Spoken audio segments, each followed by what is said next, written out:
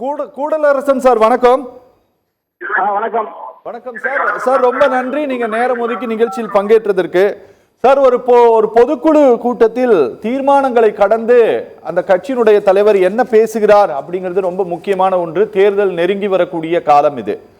Sir இந்த கூட்டத்தில் முதலமைச்சர் பேசி இருக்கக்கூடியது அதிமுக பாஜக கூட்டணி மேல ரொம்ப சீரியஸான சார்ஜஸ் வச்சிருக்காரு. இதை தான் நீங்க ஜனங்க கிட்ட போய் தங்கள் கட்சியினுடைய சாதனைகளை அந்த கூட்டத்தில் அவர் பெரிதாக பேசல சார். நாம திரும்ப ஆட்சிக்கு வந்து விடுவோம் அப்படின்ட்டு அவர் ரொம்ப ஆழமாக நம்புகிறார். ஆனா எதை மக்களிடம் கொண்டு போய் சேர்க்கணும் அப்படிங்கறத அந்த கட்சியினுடைய தொண்டர்கள் கிட்ட அவர் ரொம்ப ரெக்வெஸ்டாகவும் கட்டளையாகவும் பிறப்பிக்கிறார். நீங்க இதை தான் கொண்டு போய் சேர்க்கணும், இதை தான் நீங்க அவங்க கிட்ட திரும்ப திரும்ப சொல்லணும்ட்டு. சார் அப்படி சொல்ல வேண்டிய கட்டாயம் கொண்ட ஒரு கூட்டணியா சார் இந்த ரெண்டுமே, பாஜக அதிமுக கூட்டணி? வணக்கம். தமிழக அரசியல் சூழல் இப்ப தேர்தல் நெருங்குவதால ஒரு கூட்டணி குழப்பங்கள் அங்கங்க நடந்துகிட்டு இருக்கு. இதுல பாஜகவும் அதிமுகவும் அவசரமான ஒரு கூட்டணியை திடீரென்று உருவாக்கி இருக்கிறார்கள். ஏற்கனவே ஆளுங்கட்சியா இருக்கக்கூடிய திமுக பல்வேறு பிரச்சனைகளை ஒன்றிய அரசின் மூலமாக சந்தித்து வருகிறது. ஏறத்தாழ முதலமைச்சர் அவர்கள் 20 வகையான குற்றச்சாட்டுகளை தன்னுடைய பேச்சில் பட்டியலிட்டு காட்டியிருக்கிறார். எந்தெந்த விதத்தில் தமிழக அரசுக்கு இடையூறு வருகிறது, மாண்புமிகு ஆளுநர் எந்த அளவுக்கு இடையூறு தருகிறார், ஒவ்வொரு செயலுக்கும் நீதிமன்றத்தை நாட வேண்டிய சூழல் இருக்கிறது. கடைசியில் பொதுமக்களுக்கு கொடுக்கக்கூடிய நகைக்கடன் பிரச்சனை முதற்கொண்டு இடையூறுகளையே சந்தித்து வரும் சூழலில் தான் நான் ஆட்சி நடத்தி வருகிறேன், இத்தனையும் நான் சமாளித்தாக வேண்டும் என்று ஒரு பொதுக்குழு கூட்டத்தில் கூடியிருக்கக்கூடிய தொண்டர்களுக்கு சிறப்பு அழைப்பாளர்களுக்கு என அவர் ஒரு வியூகத்தை, என்ன நடக்கும் இந்த ஆட்சி வந்தால், இந்த ஆட்சி கூட்டணியினால் என்ன தீமைகள் ஏற்படக்கூடும் அல்லது இப்படியெல்லாம் நடக்க வாய்ப்புள்ளது என்பதை ஒரு யூகமாக அவர் சொல்கிறாரே ஒழிய இப்படியெல்லாம் நடந்தே தீரும் என்று அவர் வலியுறுத்தவில்லை. ஆனால் இதையெல்லாம் முன்கூட்டியே நீங்கள் மக்களிடத்திலே பிரச்சாரம் செய்வதுதான் ஒவ்வொரு திமுகவினரின் கடமையாக இருக்கும் என்பதை மாண்புமிகு முதல்வர் வலியுறுத்துகிறார் என்றே கருதுகிறேன். ஓகே சார், என்னன்னா சார் சில விஷயங்கள் கடந்த காலத்தில் நடந்த சில விஷயங்கள் அது நீங்க நார்த்ல இருந்து சார் ஏபிவிபியினுடைய தொண்டர்கள் போய் தமிழ்நாட்டினுடைய வரலாற்றில் முதல் முறையாக ஒரு மாநில முதலமைச்சருடைய வீட்டை ஏபிவிபி தொண்டர்கள் முற்றுகையிட போய் அவர்கள் கைதானார்கள் அப்படின்னா அது ஒரு 2 ஆண்டுகளுக்கு முன்பாக தான் நடந்தது. அது உங்களுக்கு தெரியும்னு நினைக்கிறேன். அந்த தஞ்சாவூர் மாணவி லாவண்யாவினுடைய மரணம் சம்பந்தமாக அதை மையப்படுத்தி இவர்கள் மதக்கலவரத்தை நடத்த வேண்டும் அப்படிங்கிறது தான் இவர்களுடைய நோக்கமாக இருந்தது அப்படிங்கிற குற்றச்சாட்டு திமுக பகிரங்கமாகவே முன்வைத்தது. திமுகவில் இருக்கக்கூடிய கூட்டணி கட்சிகள் எல்லாம் கூட முன்வைத்த குற்றச்சாட்டு. சிபிஐ தான் அதை விசாரித்து சிபிஐ ஃபைல் பண்ணியிருக்கக்கூடிய சார்ஜ் ஷீட்ல எந்த இடத்துலையுமே அது கிடையாது அப்படிங்கிறது. இவங்க ஜஸ்டிஸ் ஃபார் லாவண்யா அப்படிங்கிற ஒரு கேம்பெயினை பிஜேபி இந்தியா முழுவதும் ஒரு கேம்பெயினை கடந்த 2014 கவர்மெண்ட் ஃபார்ம் பண்ண பிறகு நாடு முழுவதும் ஒரு கேம்பெயினை நடத்தினாங்க. அப்படின்னா ஒரு பட்டியல் போட்டோம் அப்படின்னா அதுல முதல் இடத்துல இருக்கக்கூடியது இந்த ஜஸ்டிஸ் ஃபார் லாவண்யா கேம்பெயின் தான் சார். அதையெல்லாம் மையமாக வைத்துத்தான் இவர்கள் மத கலவரத்தை நடத்துவதற்கு இவர்கள் முயற்சிப்பார்கள், மக்களை பிளவுபடுத்துவார்கள் அப்படிங்கிற சார்ஜை முதலமைச்சர் ஸ்டாலின் வச்சிருக்காரு அப்படிங்கறதை இவர்கள் பிரச்சாரமாக கொண்டு போறாங்கன்னு வச்சுக்கோங்களேன். அது இவர்களுக்கு தேர்தல் நேரத்தில் ஏதாவது பயன்படுவதற்கு வாய்ப்பு இருக்குமா சார்?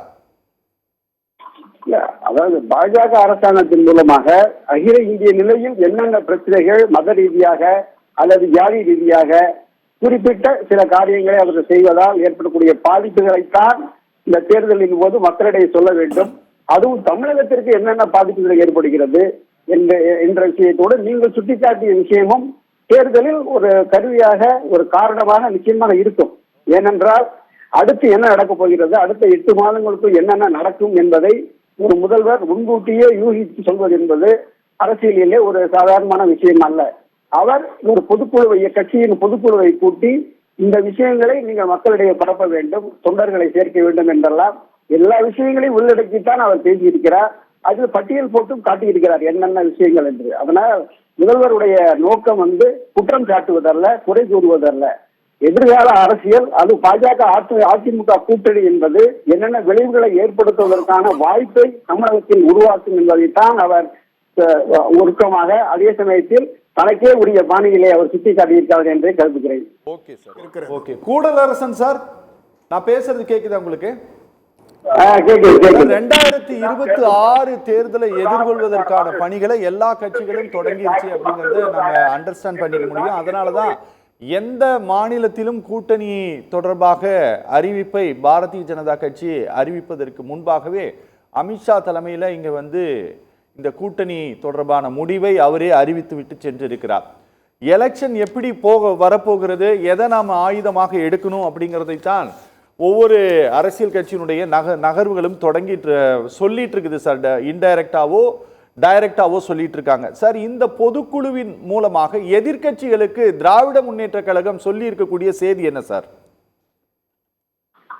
திராவிட முன்னேற்ற கழகம் எப்பொழுதுமே மக்கள் நலன் சார்ந்து அதற்கான தொலைநோக்கு திட்டங்களை தீட்டுகிற கட்சி. இந்த முறையும் முதலமைச்சர் பொதுக்குழுவை கூட்டி தேர்தல் வியூகம் என்ற தேதியிலே தான் அவர் தன்னுடைய பேச்சையே தொடங்கினார். மதுரைக்கான காரணங்களையும் சொல்லி என்னென்ன நடந்தது என்று சொல்லியிருக்கிறார். அதன் மூலம் அவர் தேர்தலில் என்ன செய்ய வேண்டும், என்னவாக பிரச்சாரம் பண்ண வேண்டும் என்றெல்லாம் அவர் கட்சி தொண்டர்களுக்கு, நிர்வாகிகளுக்கு அறிவித்தார். ஏனென்றால் எதிர் முகாமில் கூட்டணி திடீர் என்று வந்தது. அவருடைய இலக்கு என்ன, திமுகவை தாக்குவது மட்டும்தான் இலக்கா என்பது என்ற காரணத்தை தவிர வேறு இதுவரையில் எதுவும் அறிவிக்கவில்லை எந்த தரப்பில் இருந்தும்.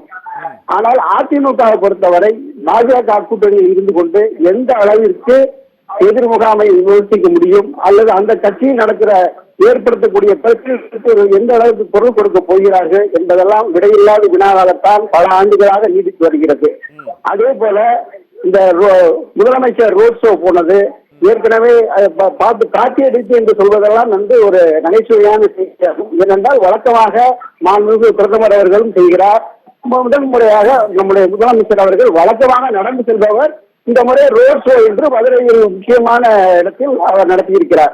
அதனால் எதையும் காட்சியடித்து இந்த அரசு செய்வதில்லை என்பதற்கான ஒரு சான்றாக பல்வேறு திட்டங்களையும் வைத்திருக்கிறார்கள். அந்த திட்டங்கள் வட மாநிலங்களுக்கும் விரிவாகி கொண்டிருக்கிறது, அண்டை மாநிலங்களுக்கும் உருவாகி கொண்டிருக்கிறது. ஏனென்றால் மக்களுக்கு சொல்லும் செய்தி என்பது ஆட்சியின் திட்டங்களை, அவர்களுடைய செயல்பாடுகளை நீங்கள் வைத்து மதிப்பீடு செய்யுங்கள், கூட்டணி வரும் போகும் என்பதெல்லாம் கடந்த கால வரலாறு.